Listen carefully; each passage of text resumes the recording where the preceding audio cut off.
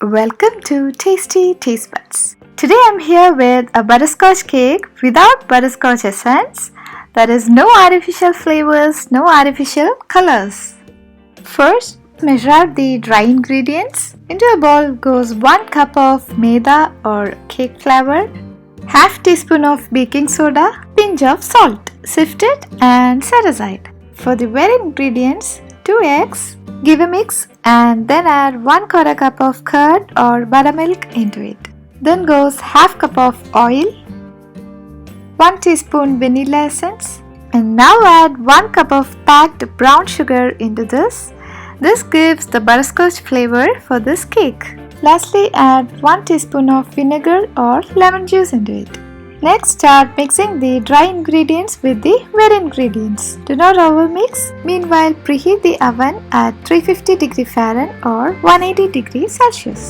And then pour the batter into the cake pans. Hope you can see the cake strips or the aluminum foil surrounding the cake pan. So I have done a video on that, so please check it out. Tap the pan over the countertop and bake it for about 30 minutes. So the cake is out from the oven. Unmold the cake after about 10 minutes. For the fillings, you need sugar syrup. Here goes 1/4 cup of packed brown sugar and 1/4 cup of powder. Let that be in medium heat and keep stirring. Switch off the flame when the sugar dissolves completely and then add half teaspoon of vanilla essence into it. For the butterscotch sauce, into a saucepan, add 1/4 cup or 4 tablespoons of butter. When the butter melts, add half cup of packed brown sugar into it.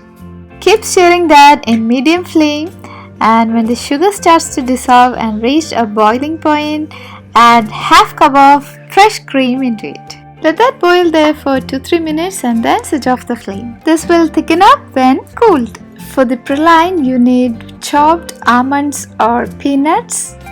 Finally, for the praline, add half cup of sugar and let that caramelize there.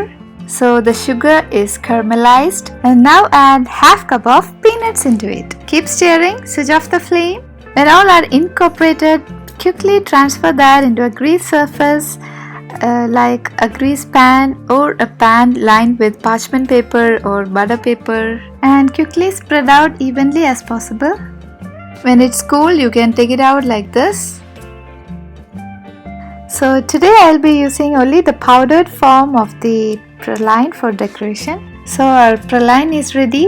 The sugar syrup and the butterscotch sauce are also cooled. So first pour the sugar syrup onto the cooled cakes and now start baking the whipping cream. Make sure you keep your ball and beater in the freezer for 15 minutes just before making the whipping cream, and also a bowl filled with ice cubes to give an ice bath for the whipping cream. So into the chilled bowl, add 1 cup of heavy whipping cream. Start whipping in low speed. When the cream starts to thicken, add half cup of powdered sugar and vanilla essence and start beating until you get stiff peak. Now start assemble the cake. Little bit of frosting on the cake board just to secure the cake. We have already added sugar syrup, so next goes the whipping cream, and then comes the butterscotch sauce, and the third layer is the ground praline. And now place the second cake. So here I am using only 2 cakes. You can use 3 cakes, so you get 2 layers of cream. So now start covering the cake with whipping cream and decorate in your own idea. Actually, this is my second butterscotch cake. The first one was this. This is how I decorated my cake. That was really simple. So give this butterscotch cake a try and let me know the feedback.